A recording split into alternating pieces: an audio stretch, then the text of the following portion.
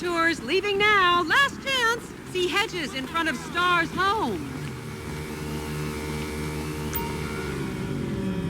See all the best sights in Vinewood, like where famous people shit. Get your tickets now.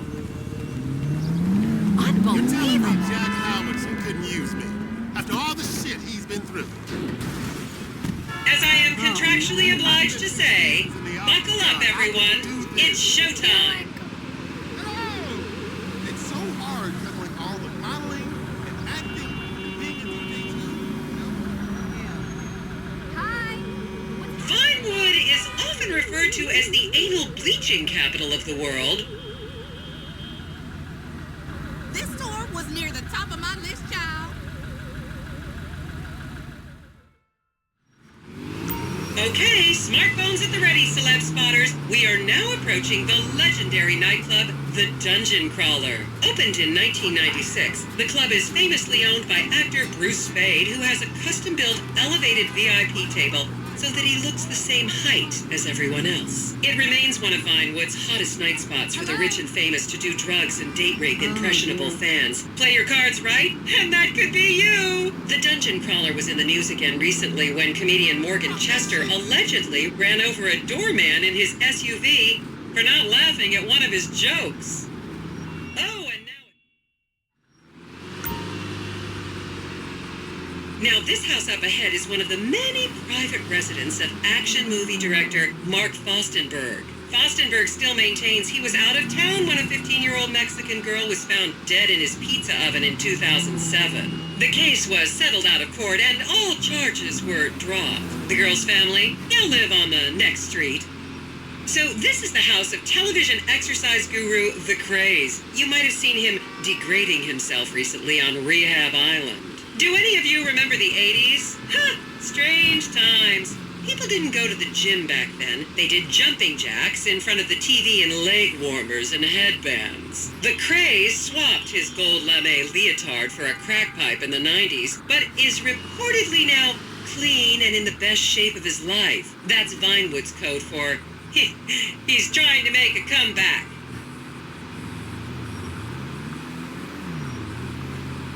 This is the home of celebrity wild child Martha Turn. Daughter of 70s comedy star Joni Term, Martha spent her teens partying on booze, her early 20s partying on coke, and her mid-20s staring at her shoes on heroin.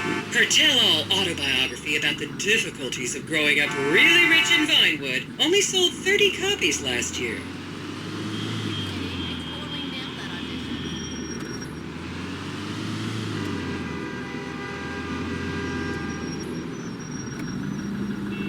Would you look at that?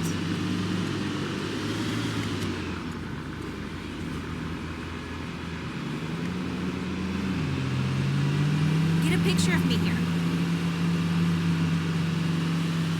Just up ahead is another place to see and be seen in Rockford Hills, the Richmond Hotel. An iconic entertainment industry hangout, sleazy producer types have been promising to make young girl stars here for over 100 years now. Not gonna lie, I did some shameful things in that lobby bar in my youth, but I've put that period of my life behind me now.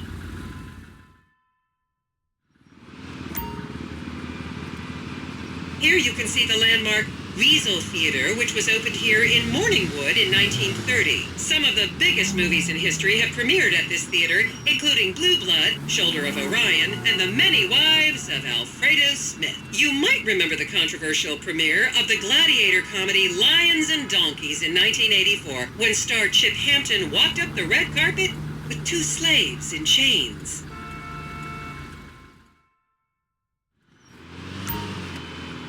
And now to our left, ladies and gentlemen, is the famous Richard's Majestic Studios. The product placement for classics like Nelson and Naples and Rum Runner, and the not-so-classics like Vinewood Zombie and Shoulder of Orion 2 was shoehorned into the final edits right behind those very gates. Everyone has a favorite Solomon Richards movie. An American Divorce really helped me through a difficult time when I was bankrupting my first husband.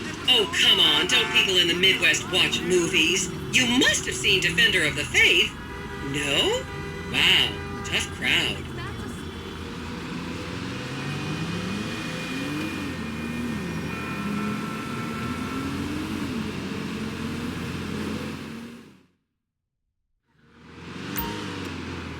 Okay, people, get those cameras out. This is Portola Drive. You won't get a better chance to spot a celebrity in its natural habitat. As you can see, the recession hasn't hit this part of town very hard. These are some of the most offensively high-end designer stores in the country. And now, there have been a number of movies shot on Portola Drive, mostly awful ones about rich idiots, including the blockbuster 2005 romantic comedy, Shoe Whore. It's credited with sending women's rights back 50 years. The store we're passing now is where British star Charlotte Crown was caught on film in the changing room, eating and purging the same burrito over and over again, just like a dog.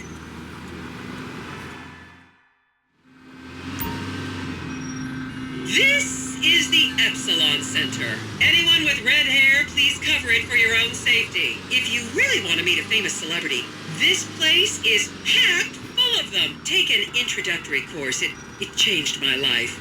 Kifla!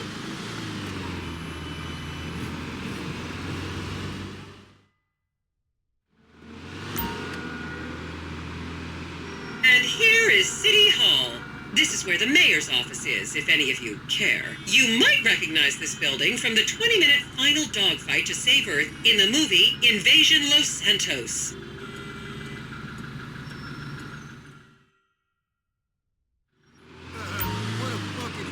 And here we have the beautiful Oriental Theater. Riots broke out on the theater's opening night in 1928 as desperate fans tried to get upskirt shots of the legendary silent movie star Miriam Turner, much like you're doing today, except with really heavy cameras. My daughter tells me it isn't politically correct to say Oriental anymore, but considering some of the other common terms for Asians in the 1920s, the name could have been a lot worse. There's a saying that to go to Los Santos and not see the Oriental Theater is like going to China and not visiting a burger shop. You know, I've never really understood what that means, but...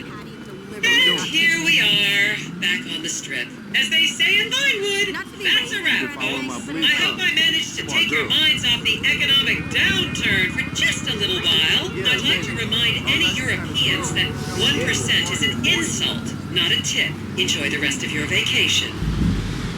It's an art over there. Much of my leasehold is going to be over there.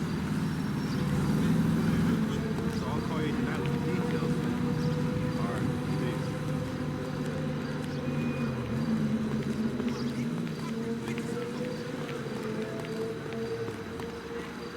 What? You retarded or something? You fucker!